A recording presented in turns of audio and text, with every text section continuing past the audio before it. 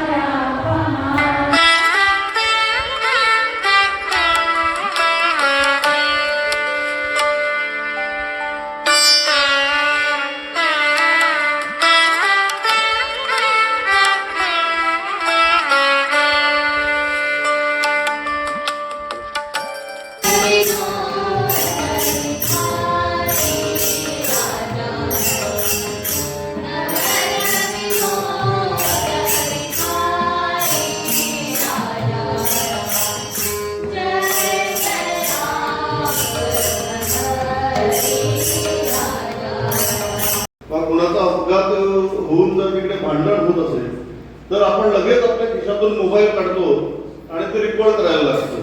आणि मग त्याचीच रील्स होतात आणि त्याचीच रील्स सगळा समाज मग बघत बसतो दिवसरात. तर चांगल्या गोष्टींसाठी आपला हात आपल्या मोबाईलकडे जाणार का, आणि तो जाण्यासाठी आपल्याला काय करायला पाहिजे, आणि हा सगळ्यात महत्वाचा प्रश्न आहे. आणि म्हणून म्हणतो की एवढे चांगले हे उपक्रम आपण सगळेजण, फक्त मीडिया नाही तर आपण पालक असू द्या, इव्हन विद्यार्थी असू द्या, आपण सगळेजण समाजातल्या वेगवेगळ्या घटकांपर्यंत पोहोचूया. आणि पुढच्या निवासी शिबिराच्या वेळी ही जी संख्या आहे ती 2 पट 3 पट 4 पट वाढेल. संस्था पुढे आल्यामुळे ही विद्यालय सुरू आहेत आणि खऱ्या अर्थानं आपल्या भारतीय संस्कृतीचं संरक्षण या विद्यालयातून होत आहे. आज ही काळाची गरज आहे. चांगल्या पद्धतीने चांगले विचार समाजापर्यंत पोहोचवणाऱ्या गोष्टी जर आपण केल्या तर समाजालाही त्याचा चांगला उपयोग होईल आणि स्वतःलाही त्याचा फायदा होईल.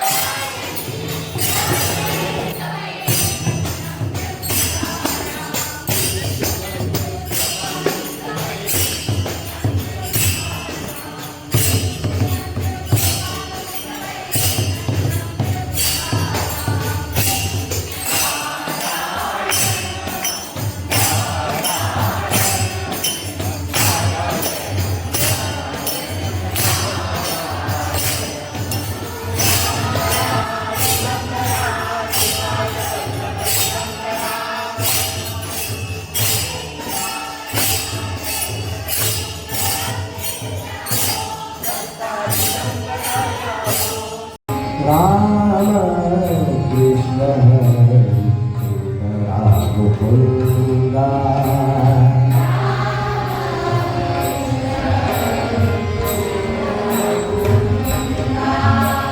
राम कृष्ण हरे राम मुकुंदा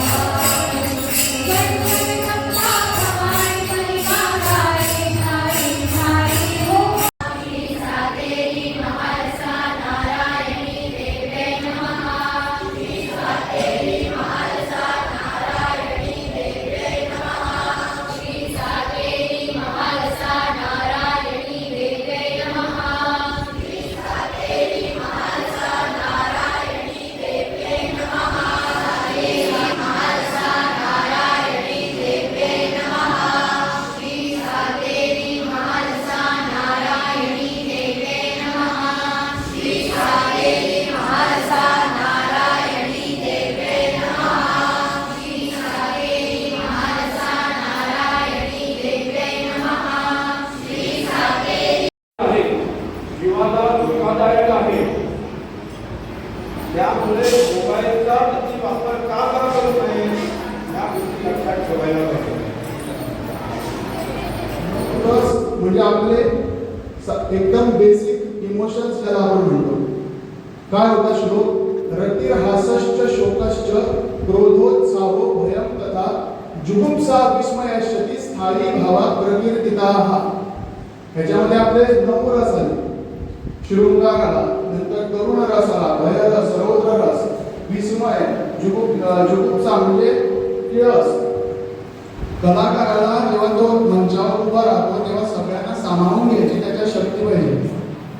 आता प्रेक्षक सगळे इकडे ऐकणार, इकडे ऐकणार, सगळ्यांना सांग. पाऊले टाकू पुढे दे, थांबले ते संपले. थांबला की संपला. आता बघा थोडी मुलं सगळ्यांना सुटी आहे आणि काही मुलं थांबलेली आहे म्हणजे काही अभ्यास करत नाही. बरं मागं शिकलेलं 15, 20, 25 दिवस महिनाभर तुम्ही वाचलं नाही की गेलं, थांबला तो संपला. तुम्ही इथं आलेला आहात ना, तुमचं ठीक आहे. नरीश कष्टाविन फळना मिळते, तुझ्या कळके परिणाम वळते. तुम्हाला सगळ्यांना कळत आहे पण ओळख नाही. धर्माचा अभिमान राहत नाही ना, तोपर्यंत आपण बाहेर इतरांशी लढू शकत नाही. आणि ही गोष्ट आपण लक्षात ठेवा. धर्माभिमान ज्याच्यामध्ये असतो तोच जगामध्ये सर्व गोष्टींना मात देऊ शकतो. आपापल्या धर्माबद्दलची माहिती पाहिजे. आपल्या साधू संत ऋषी मुनी तपस्वी साधक उपासक या सगळ्यांनी आपल्या धर्माचं, हिंदू धर्माचं पालन केलंय. म्हणून धर्म शिक्षण खूप आवश्यक आहे. कीर्तनकार काय करतो? ते रंगवणच आहे. ते कशातून येतं? नवरसातून येतं. 9 रस जे आहेत ना आपले, तेही आपल्यासाठी म्हणजे कीर्तन जे कोणी शिकतात, कीर्तन जे कोणी करतात, यांच्यासाठी भक्तीचं सुंदर चित्र रेखाटण्यासाठी हे नवरस आहेत, ते आपल्यासाठी रंगांचं काम करतात. आणि म्हणून ज्या वेळेला ते 9 रस आपण दाखवतो त्यावेळेला ते तशाच पद्धतीने आपण जर दाखवले तर ते लोकांना कळतील. आपण घरी बसून जप करणं म्हणजे भक्तीच आहे. पण आपण कीर्तन करताना काय करतो? लोकांना आपण भक्तीचं महत्व सांगतो, लोकांना आपण देवाचं महत्व सांगतो, लोकांना आपण देवाची कथा सांगतो, त्यांना ते करायला प्रेरणा देतो. त्यामुळे वेदामध्ये असं म्हणतात,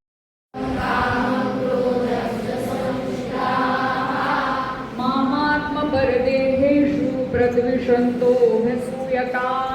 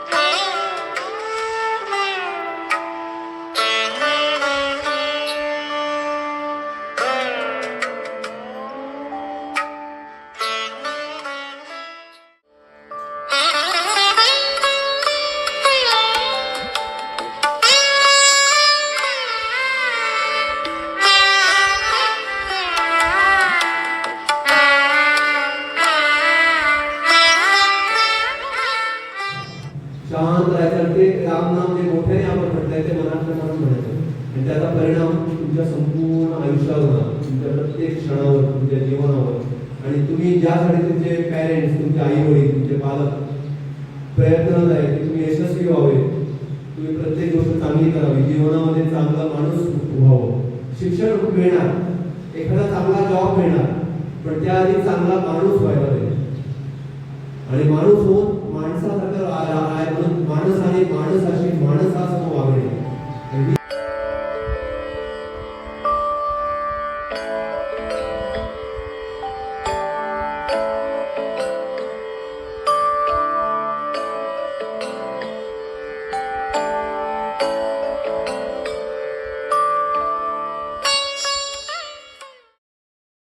तिकडे आपल्याला गुडी गुडी गोष्टी ऐकायला खूप आवडतात, पण आपल्या समस्यांबद्दल बोललेलं आपल्याला आवडत नाही. किंवा छत्रपती शिवाजी महाराज जन्म होते, पण प्लीज जरा माझ्या शेजारच्या 2 गल्ल्या सोडून घरात होते, आम्हाला काही त्रास व्हायला नको. अशा प्रकारच्या धारणेतनं खरं तर समाजाला बाहेर येणं, त्या संदर्भात त्यांच्या विषय एकच असतो. प्रवचनामध्ये तेवढंच असतो, पण कीर्तनामध्ये हा एक व्यापक दृष्टिकोनाचा विषय आहे. त्यामुळे कीर्तन कसं पाहिजे, त्याच्यात नृत्य पाहिजे, त्याच्यात गायन पण पाहिजे. प्रवचनामध्ये गायन नसलं तरी चालतं, प्रवचनकार वेळेत आंघोळ करून इथे उपस्थित राहायचं, यासारखे अनेक संस्कार आम्हाला लागले. मी इथे यायच्या पूर्वी असा विचार करत होतो की इथे येऊ की नको, कंटाळा येणार इथे का नाही. आणि मी इथे आलो आणि 4 दिवस कसे निघून गेले हे मला कळलं सुद्धा नाही. आणि मला इथे